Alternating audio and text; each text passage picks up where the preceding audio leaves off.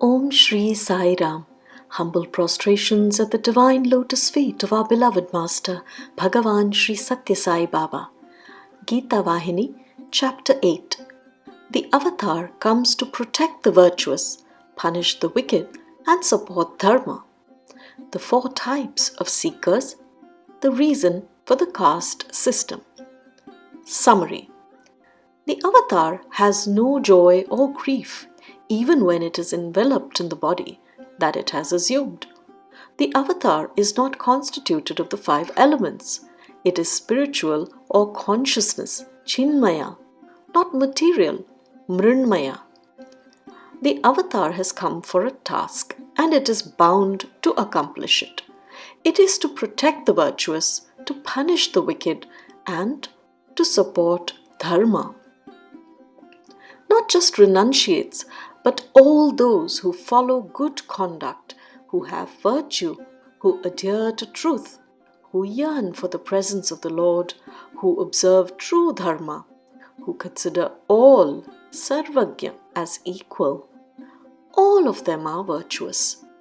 Those must be punished who have allowed passion, rajoguna, and dullness, tamoguna, to predominate the purity or sattvaguna, to be extinguished in them, and those who have lost all trace of compassion, daya, dharma, and charity, dhanam. Fostering dharma is done through acting strictly according to the dharma laid down in the scriptures, spreading among people the glory and splendor of a life lived with dharma, stabilizing reverence towards the Vedas and the scriptures and toward God. To feel that the Lord is away, afar, separate from you, that is called indirect knowledge, paroksha jnana. To feel that the Lord, who is immanent in the universe, is in you also as the Atma, that is direct knowledge. Only those who have pure consciousness can recognize the divine nature of the Lord's birth and action. Krishna says, "Those who seek me are of four types. One is always worn out by ills that affect the body. The distressed and the suffering, artha, are of this type. Another is worried by the struggle for prosperity, power, self, property, posterity, etc., and is seeking wealth, artharthi. A third yearns for the realization of the Atma, reads the scriptures and sacred texts, moves ever in the company of spiritual seekers, and is always motivated by the eagerness to reach the presence of the Lord. He is the seeker of wisdom, jignasu. The fourth is the wise person or jnani, who is immersed in the formless God, Brahma Tattva. The first, the one who is suffering, worships me only when in difficulty and suffering from grief or pain. I hear it, and I satisfy them only in relation to that difficulty.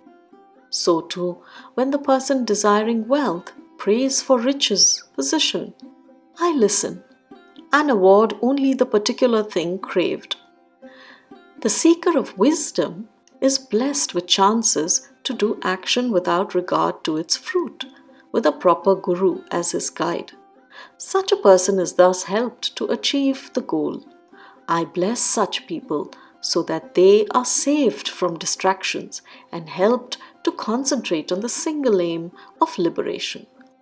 My task is to give each one what they ask for. I have no prejudice, no favoritism.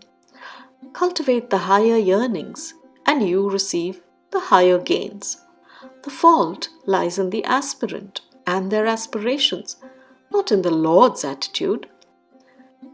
Achievement of wisdom is the inner victory. It is won after long and arduous struggle. People do not generally have the needed patience. They yearn for success in action, but not perfection in spiritual wisdom. The few who are spiritually minded yearn for the imperceptible, invisible bliss of merging with the universal absolute. Theirs is the correct path. The caste system helps people engage themselves in acts that they find congenial, and fulfill them. The Brahmins are those endowed with the pure and serene quality or Sattva Guna, who have understood the Brahman principle, Brahma Tattva. The warriors or Kshatriyas are those who stand by and guard the sound political system, law and justice. The business people or Vaishyas are those who store and supply the people at large the wherewithal for happy physical living. The laborers or Shudras lay the foundation for human welfare by service activities. They provide the strength. If they carry out their assigned duties, humanity will attain all-round progress. This has been abused in society through misinterpretation and faulty practices. So it is not proper to conclude that the caste organization of human society is useless. Key takeaways from this chapter. First, virtues are not just found in saints, but in all of us as well, as are evil tendencies. If we nurture virtues appropriately, avoiding the bad qualities, strive towards inner improvement and foster dharma in society despite our imperfections, then we are directionally harmonious with the Avatar's mission and thus become natural recipients of his grace. Second, God responds with impartiality to the object of the devotee, be it rescue from calamity, desire for worldly wealth and power, or gaining the highest wisdom. Divine grace is limitless, but our capacity to yearn for the highest and strive for it is, however, limited. Let us first set our goal to be the highest and initiate our energies in that direction. The Lord will then step in with the map to the destination from where we stand and increase our strength to strive and eventually lead us to that exalted realization. Third, external victories are objective, easily visible and recognized by society. Hence, they seem to naturally attract more suitors. Internal victories, however, involve repetitive battles to conquer oneself, may be invisible to others, and have no fixed timelines for their achievement. This naturally reduces the segment of true seekers in the world. Yet, this is the battle that leads us where our highest selves most want to be. Let us therefore choose wisely.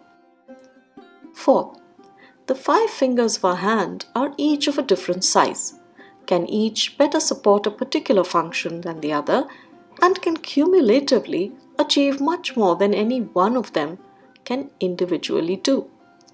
Similarly, like the caste system of yore, each one of us is endowed individually with gifts, talents, and abilities that are different from each other but complement each other to help the other achieve more as a society.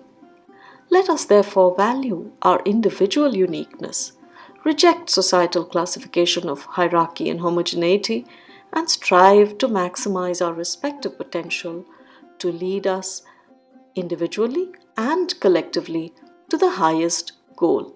End of Chapter 8. Jai Sai Ram.